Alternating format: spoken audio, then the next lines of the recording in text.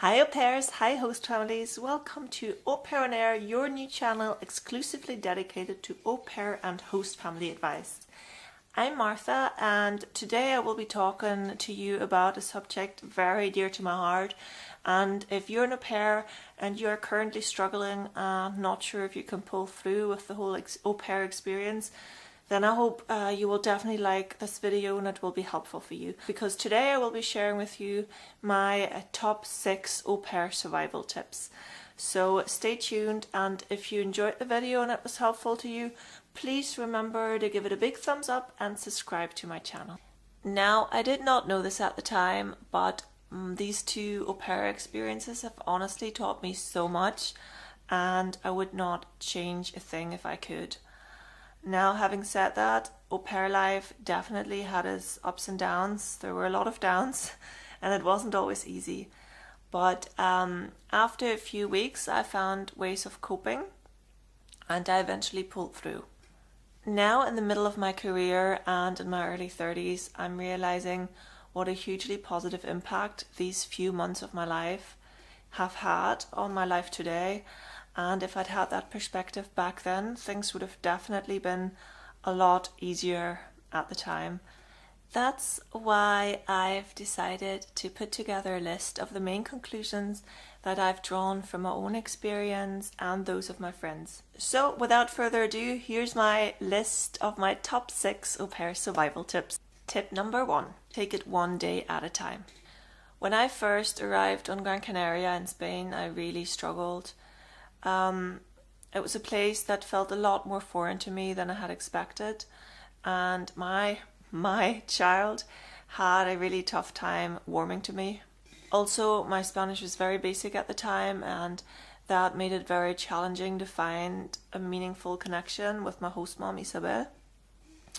So basically, when I first arrived, it was so bad that in the first 24 hours I couldn't eat.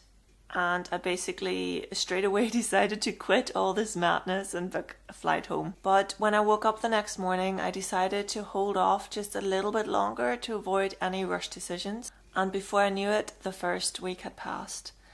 Well, that doesn't mean that I wasn't counting down the days at this stage, and I knew exactly how many days were left until my scheduled date to return home. However, I also knew that I could potentially leave at any time. Nobody was keeping me hostage here.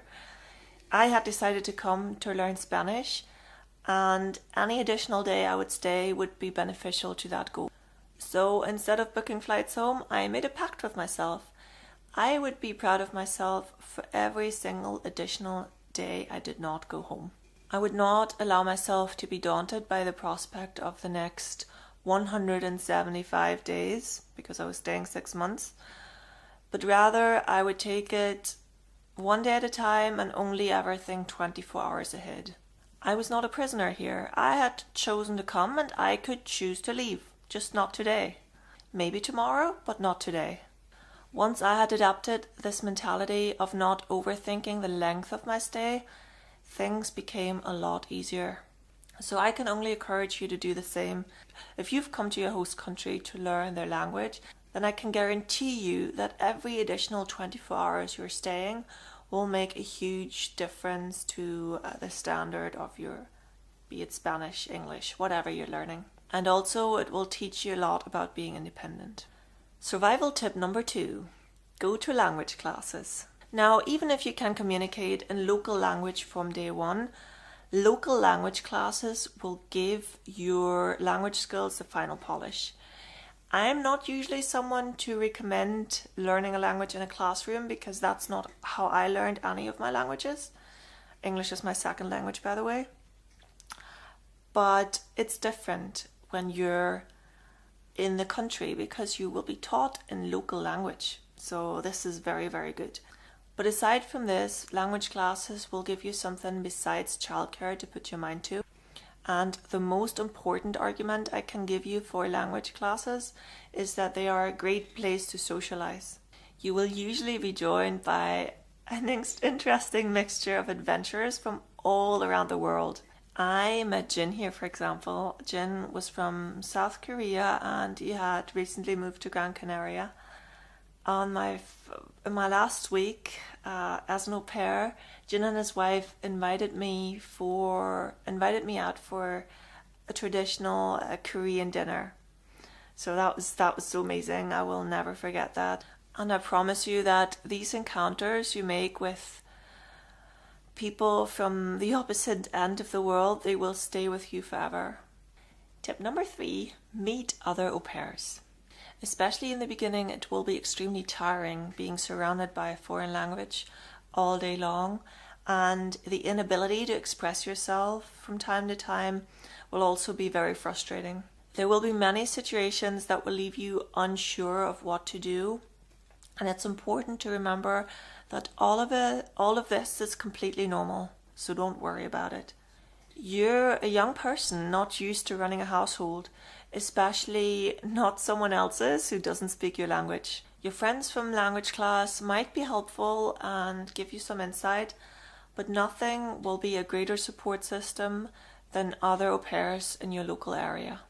Back in my days, my family was given a list of other local au pairs in the area by my agency, but I do realize that times have changed since then, and now all you have to do is check Facebook, because there's literally Facebook groups for pairs in any location in the world, so it's very, very easy to connect. Now, I'm not usually inclined to seek contact with other Germans. There you have it, I've had it myself, I'm German. So I'm not usually inclined to seek contact with other Germans when I am abroad.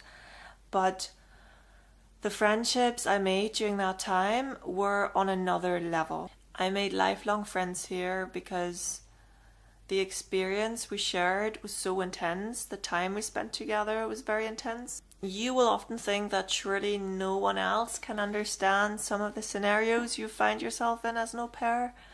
And there's no better feeling in the world than when somebody else gets it and has been in the same situation and you can compare notes. We shared all the same worries and problems and joys, and we were always there for each other.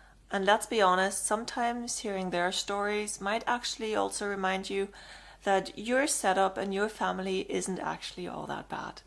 You will forever remember those precious hours you spent with your friends on your rare days off and evenings out. In those precious hours, you will forget all about poop incidents and how you felt inadequate this morning. You will simply enjoy being abroad in the safety of your group. For the first time in my life, I had a big group of friends and we shared our experiences every step of the way. I've actually got my best au pair friend, coming over to visit me here in Ireland next week, so I'm very excited about that. We were au pairs 14 years ago, nearly 13 years ago, and we're still friends, so there you go. We don't see each other all the time, but we have a habit of following each other around the globe. She visited me in Sweden in 2006 and I visited her in Madrid in 2009, and now she's coming next week. And she's also the person who got my husband and I into travel writing and the reason why we have our travel blog, so I have a lot to be grateful for. So always make sure that your family allows you to go out and meet other au pairs, because it is essential and your family should understand that. Tip number 4, consider changing host families. After about 3 months into my au pair stay on Gran Canaria, and after countless conversations, I realized that Isabel and I were simply not meant to live together. Neither of us was happy, and my 3-year-old boss was saving his moments of tenderness for when nobody was there to witness them. He said things like, "Malta, te yo." Melted my heart. On a side note, it's completely normal for toddlers to behave that way whenever the parents are around, or behave that way whenever you're alone with them, and save their temper tantrums for whenever the parents are around, so don't worry about that. But anyway, in my situation, I decided it was best for all of us for me to leave. The relationships I had formed on the island gave me the courage not to pack up and leave altogether, but instead to go looking for another host family. So after a tearful phone call to my agency, I felt reassured that everything would work out okay and a new beginning was just around the corner for me. The agency would take care of finding a new host family for me and a new au pair for Isabel. And of course, I also discussed with them the appropriate notice period, because as you know, your au pair family depends on you. So don't just pack up and go and leave them hanging.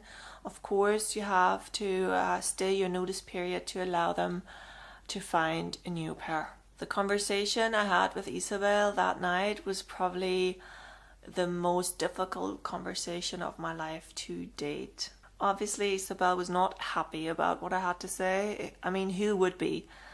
It felt as though I was rejecting her and her child, so it was incredibly uncomfortable. The next 24 hours were not great, to say the least, but surprisingly, my final weeks in the house were pretty much the best of my entire time there. It felt as though a weight had been lifted off both of our shoulders. Isabel and I suddenly became much friendlier, and I particularly remember one belter of a day that we had cleaning out kitchen cupboards. Yep, that's how we bonded. It was great. And now here's the big surprise. Once I had moved out, we continued to see each other actually occasionally, and we're still actually friendly today. If things do remain bad at the house you're staying at, it might be worth considering changing host families. It doesn't mean that either of you are bad people. It doesn't even mean that you can't be friends. It just means that you're not compatible living together. It's very intimate living with someone. Always remember that being and having an au pair requires an extraordinary relationship. You are basically their roomie, their parenting partner, and their eldest child all at the same time.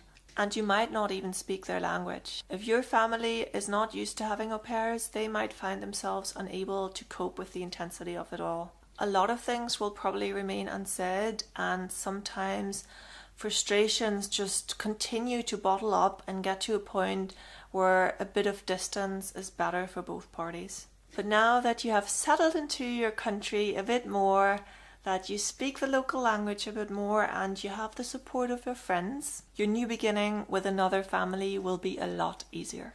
Tip number 5. Pretend you're a tourist.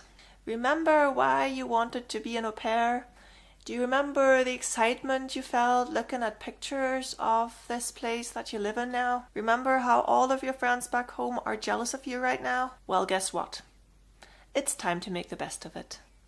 Every once in a while, just grab your friends, grab your camera, forget about the stresses of au pair life, and just pretend that you're on vacation. See your surroundings through the eyes of a tourist and enjoy the experience. Okay, here's the final survival tip, number 6. Think of the bigger picture. Now, number 6 is a biggie, and it was impossible for me to appreciate at the time. But now, over a decade later and in the middle of my career, I can fully appreciate the many ways that being an au pair has enriched my life. I am extremely honest when I say that if I had made the decision to quit when I first planned to quit, my life would have gone down an entirely different path. I would not be in the career that I am in now, and I wouldn't have met either Catherine or Nigel, my husband, and I wouldn't have my baby son.